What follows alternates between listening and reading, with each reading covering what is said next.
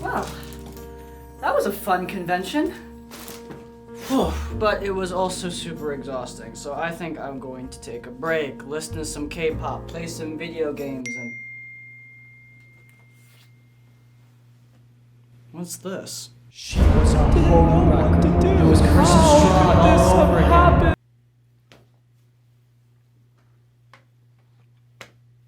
I got time.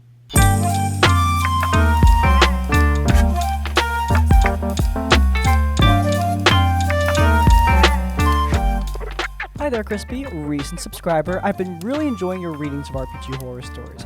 I had a story of my own and thought it might be worth sending in since it was a strange experience, and it's rare I get to talk about it. It may be a long one, but I'm hoping it's good enough to read at the very least. The story has a few key players worth noting. Mark, a frequent game master and a problem game master. Sam, a problem player and Mark's romantic partner. Roxy, a problem player and Mark's eventual other romantic partner. Yeah, it's one of those stories. Big Chuck, forever GM and a good dude. Ray, heavy role player and Big Chuck's spouse. Okay, look, I'm never getting married because, you know. But if I did, it would never be to a guy named Big Chuck. I'm sorry, okay? That name is a red flag. At the start of the pandemic, Big Chuck had suggested that the rest of us, a group of 8 at the time, start playing Dungeons & Dragons 5th edition, as a way for him to pick the hobby back up. I was hesitant to trying something new, but I eventually made a human fighter, a generic soldier. I didn't really understand the game at the time. Big Chuck was the game master, and everyone else was playing PCs who just met in a tavern and took a mission to find missing people in a cave. Despite the simple setup, the result was quite chaotic, both due to the size of the party and the sheer inexperience and rustiness of the people involved. We got TPK'd by a bunch of roaming undead. The GM admitted he wasn't super fresh in all like the modifiers and may have gone about the initial encounter wrong, giving us all a mulligan and having us not be dead and just transported to an undead prison, since zombies are very well known for taking prisoners. We started to get the hang of the game, understanding our characters, role-playing, and just really enjoying it. We ended up running that campaign for months, playing as many weekends as work would allow. The game morphed from baby's first TTRPG into this sort of slot-and-play adventure, borrowing lots of elements from all over. There were powerful entities being reincarnated into player characters, family members and allies turned into antagonists as they became enthralled by the true big bad evil guy. Strahd von Zalvich, the curse of curses, Strahd returns, baby! Yeah, he's an evil vampire in Barovia. It was a fun game with twists and turns. Everyone's characters had deep lore connections to the bad guy. Deities and royalty alike pledged allegiance to our characters. It was very fun. Eventually, we found Barovia, which was sort of just a place guarded by magical defenses here. We climbed the magic tower thing of the big bad evil guy, fought vampire thrall, freed the avatars of gods he had captured, all in the wind-up to a showdown with the Fang dude. In one of these encounters, there was a captured demigod who had previously romanced Sam's character. They were playing a draconic sorcerer. It was an awkward scenario that happened before Barovia, where their interactions and the demigod's probing led to this borderline explicit exploration of physical pleasure that definitely had me sort of uncomfortable. We got to the second to last room, encountering Strahd, using some profane artifact to gain more power. Not quite Cazador Czar, but you get the... Hey, don't compare my boy Strahd to Cazador Czar, okay? In my playthrough, that guy went down like a jump. Though, I've seen in many playthroughs that Strahd also goes down like a jump. So, maybe vampires just have a skill. As the scene plays out, we try to outright shut Strahd down with some goofy newbie plan. Let's make a demi-plane, fill it with water, and throw it at him and close the door before he can escape. It doesn't work, and he leaves to the starting town to wreak havoc on our favorite NPCs in the night. The game is called, and we're all anxious for the finale. Before the next session hits, we get a message in our Discord from Ray, essentially stating that the campaign would be cancelled because they and their spouse Big Chuck had to distance themselves from the group because of some problem. What was the problem? Apparently Sam was in private DMs with the game master having inappropriate conversations, trying to insert themselves into Big Chuck's marriage in some capacity. Chuck didn't want to do much with those inquiries, but he hadn't shown his spouse that it was happening, which led them both to eject themselves when Ray found out. It sort of put the whole draconic sorcerer getting busy with a demigod thing into a weirder light. Bro, these two were seriously like, hey, me and my girlfriend dig your vibe. And your wife's vibe! Overnight, our game was over with no resolution. Fortunately, since we were so close at the end, the remaining players all decided to play a new campaign afterwards, which lasted for months and eased the weirdness of what happened. Those months later, Ray and Chuck returned. People made up. Not so bad, right? Eventually, that other campaign ended and the entire group opted to just play a new game. Mark offered to GM as he ran some smaller short-term games between the previous ones, so we decided to play in his game, A Distant Land, in the same setting as previous games, including the two the group played, and games he played with his partner Sam as just a one-on-one RPG experience. And that's going to be important soon. We rolled up some new characters. I picked a likable paladin character trying to spread goodness and be a helping hand. With this and your previous fighter character, I can see you make very complex D&D choices. Sam plays a character with a long and complicated backstory. Big Chuck plays a cool ranger, and Ray plays this suave swashbuckler who thrives in the underbelly of society. We get exposition, and we're told to go collect a MacGuffin in some faraway ruins. The adventure is a slog. Yet again, there are 8 players. Turns take a while. It feels like stuff is just happening to us to get us through the plot. We get inside some ancient basin and this unambiguously powerful undead. It is apparent that Mark has a notoriously bad habit of using the character creator to make enemies instead of, the stat builder for enemies. He will craft boss-only magical weapons to attach them, giving them feats and things player characters have, which is not a good idea. Player characters not balanced to fight other player characters, especially not ones tuned up this super high. The white, or whatever it was supposed to be, appears and just vaporizes Ray's character. No real chance to avoid what happens. Basically, on session 1 or 2, Ray is quite upset. They write a whole lot of backstory and are really into roleplay. Not long after this happens, the rest of the party are trying to figure out what to do next. Then the GM pipes in. Actually, this super powerful wish-granting fairy from the other game I ran shows up and resurrects Ray's character, saying that they know their fate and they're not done yet. Bro, wake the frick up, adventurer! We got a city to burn! Ray is glad to be able to play their character, but this rubbed me the wrong way. It felt self-indulgent and kind of hand-wavy.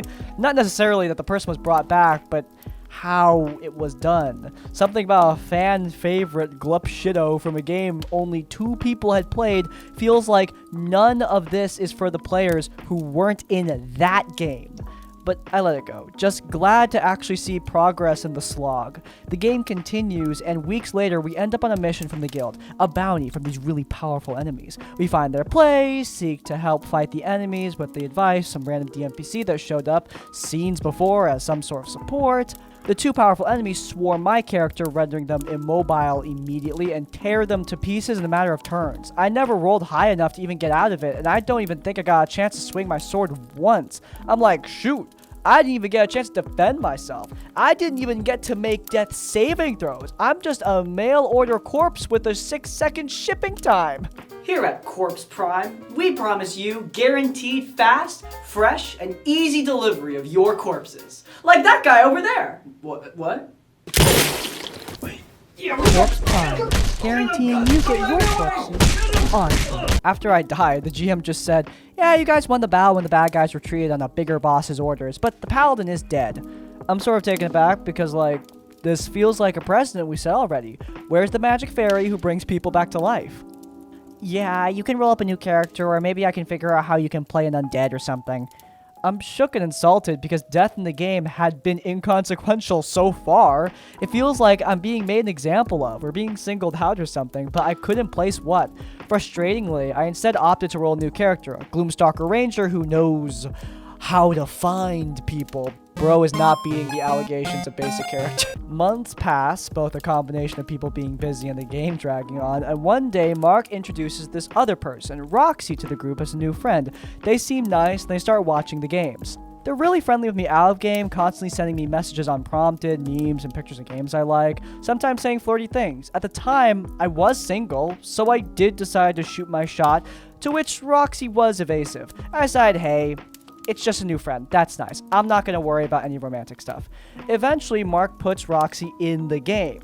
The party was bloated. 2 longtime players actually dropped out through the previous campaign, but another player I haven't mentioned yet also had a boyfriend start with us. So again, we're back to 8 people. But now Roxy, a first-time player, is now in the party with a poorly understood sorcerer. She doesn't really seem to understand the mechanics of the game and tends to spend most of the game on her phone on social media, sending people messages, memes, and just going on while the game is going. I get to this new quest to investigate missing people in this mining town and discover a plot by a resurrected lich dragon god using sacrifices of unwilling workers to gain power. We end up in this pocket dimension fighting the followers of the dragon. The party ends up in a room with this contrived wind trap, basically a wide room with a magical wind blowing people into trap doors with death zones in them. Half the party is tuned out because we are playing pretty late and those who aren't asleep are failing saving throws left and right. A good half the party gets blown off into death traps, only to be teleported to a holding cell at 1 hit point. Which means the death traps are really false advertising, alright? Come on, we gotta crack down on this stuff. Later, the surviving players are fighting dragon followers when one of them uses a zonked spell, disintegrate or some such, and just insta-kills Roxy's character. Roxy gets off her phone and just goes, oh, well, guess my character's dead. How would you feel if your character died? It's a game. So Actually, an eldritch entity appears to your spirit and brings you back to life with new powers. You're fine! Again, after months, I internally go, like, what the heck? My paladin gets torn apart by enemies with player character stats, but this girl, who doesn't even know how to play the game, gets just insta-rezzed. Again, I let it go. Maybe it's because she's new and no one wants to turn her off from the game, because, yeah, that would be a minor horror story of its own, getting insta-killed. Months pass, and we are meandering through the game, mundane stuff like economics and bureaucracy, stopping us from doing any combat or getting any closer to achieving our actual goal. We end up on some contract that has us in a cursed land, talking to the head of a vampire coven. The session dragged on with a bunch of roleplay, and due to us playing well into the morning, a lot of us had just passed out from exhaustion. Day breaks and people go home. I'm not sure what happened in the end beyond just beating up vampires. I get a message from the GM the next day. Hey, in the last session, the vampire lord handed y'all off to this devil who had you pull from Thanks? Wait, what the fuck? You were unconscious, so we pulled for you, and it pulled the card that kills you, so you can either roll a new character, or you can figure out a way to have your character play as a ghost. Which, for the record, in the 5th edition deck of many things, there's no power word kill card. There's cards that will blip you away into like a soul prison, but What that do? nothing will instantly kill you. So, take that as you will. I was livid at the idea that my character had decisions made about them while I was unconscious. I wasn't able to make those decisions myself. On the one hand, I was asleep, but so were several other people. I would rather us pause the game until people wake up than punish players for crashing out. I messaged Mark back, voicing my frustrations, how we all work regular jobs during the week and we're exhausted playing games late at night, and it doesn't seem fair that my characters keep getting singled out and killed off. He responds, basically deciding to just rewind what happened and not kill my player character so we can pick up the next session. You might be thinking, hey, how does this end? Do you reasonably leave a campaign that feels like it's going on way too long? Did the DM do something in game that caused you to get pushed over the edge? I honestly wish that were the case. Remember Roxy, the one who came in late? Well, one weekend, there was a game night, video games, not TTRPGs. They revealed that they were in a relationship with Mark for a while, but had not said anything. In my mind, I figured, oh, that must be why their character had blood armor. It was sort of weird, since during that time period, they were flirty with me, but I put it behind me since I just wanted to play the game. I ended up spending quite a bit of time with Roxy during this campaign the days we weren't playing. They would come to my house, we'd watch movies, we would play games and do all the BFF stuff. She complained about a boyfriend, all that BFF stuff. Or so I thought. The story better not be going exactly where I think it's going. I swear to God. One day, they invited me out to lunch. So we met up and kicked it. While we're at a restaurant talking about our friends and stuff that happened in the campaign, they decided to ask a strange question. Do you ever wonder what life would be like if I started dating you instead of Mark? I sort of dismissed the question because we're pals. We play the game, you're the sorcerer, I'm the gloomstalker. I stopped thinking about that a long time ago. We head home when they end up messaging me that yes, they did like me, they wanted to date me when we first met and wanted to see if I was interested. They said that they were in an open relationship and that we could date, but that they want to treat it like a trial period where they don't let other people know for their own privacy. Bro, oh, I knew it. Come on, man. Look, obviously it's her fault for almost definitely lying about that, but like... It's not my fault. Did she take you against your will? Can you not defend yourself, nice? Me, an idiot who at the time was single, lonely, and too trusting, agreed to start seeing them and not say anything about it because I was told that's how their dynamic worked. Spoiler alert, that's not how their dynamic worked. Who could have predicted that? So a few weeks pass. Us, our new session, Big Chuck and Ray are deep into role-playing. Mark and his 2 romantic partners are sat next to him as DM screen, and me across the room, slowly starting to feel more uncomfortable with just all of this, with everything happening. I was playing the Rangers, scuttling from the trees, just to get a winky, flirty message from the woman the DM brought into the game because she was his girlfriend. A week or 2 passes, and I eventually get a message from Mark, who is now confronting me about messing with his girlfriend behind his back. She not only kept it a secret when that was against their rules, but also lied when he became suspicious. He has this massive blow up saying that I'm just there to undermine him, that I didn't respect his GMing or his world building, and that I don't even try to engage with plot threads. Oh my god, you slept with my wife! And worse than that, you don't like my OCs! I respond to his messages basically saying that his girlfriend lied to me about who she could date and how to get into my pants behind his back, that his game was honestly fine beyond the times where it felt like we got preferences or fan favorite old characters appearing so 3 people in the room could clap. I even commented on the plot threads how I always engaged with them, but it always seemed like I wasn't doing how he wanted me to, and it's unfair to expect me to follow his story to a T since it's just collaborative storytelling. He then responded that I was dead to him, and I could still play the game, but only to keep the other players happy, and yeah, I haven't gone back since. Since then, I've had some time to think about what happened and why with regard to the game, and I realized something. I was just the odd one out. I was the least necessary character in the story of life relative to all the games we've played. Most people were playing with their spouses, with their romantic partners, and I was just the lone player who didn't contribute much. I was always just present. I lived close, I crashed on their couch often, and used to love being there. But I wasn't bringing anything tangible, not resources, not physical companionship. It almost felt like Mark wanted to get rid of me. Not singling me out with misfortune, but just putting a safeguard around everyone else he felt he needed to keep around. I still kept in touch with Big Chuck and Ray, but I have started my own homebrew campaign away from the chaos of that mess. But it's just disappointing to have 2 campaigns essentially end for me due to someone else's sneaky behavior, especially since both culprits were dating the same dungeon master.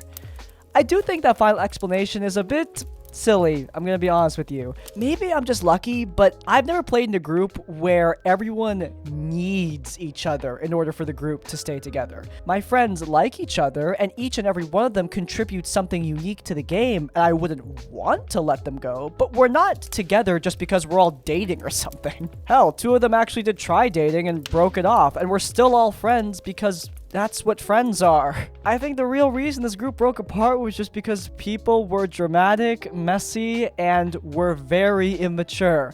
Look, at a baseline, if you're not mature enough to have a good D&D game, you are not mature enough to engage in any sort of poly dynamic. That is period, end of story. It requires more maturity, not less of it, and maturity is a currency that apparently a lot of people are lacking in. I gave the OP a little bit of crap, but I'm really just joking around for the most part. I hope this person enjoys their new homebrew game and enjoys their sessions moving forward. Hey, that's a wrap on this surprise episode of RPG Horror Stories. I was gonna take a break for fan fusion, but this story was just too good. If you guys made it all the way to the end, then please do leave the comment Halson gone wrong to let me know you made it all the way to the end of the video.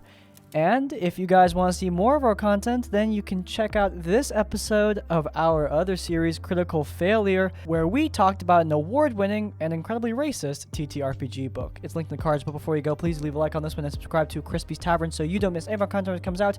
And finally, if you want to get access to exclusive vlogs, an exclusive Discord server, and exclusive homebrew content, then check out our Discord so you can directly support the channel. In essence, like, comment, subscribe, support. I will see you all next time. Farewell.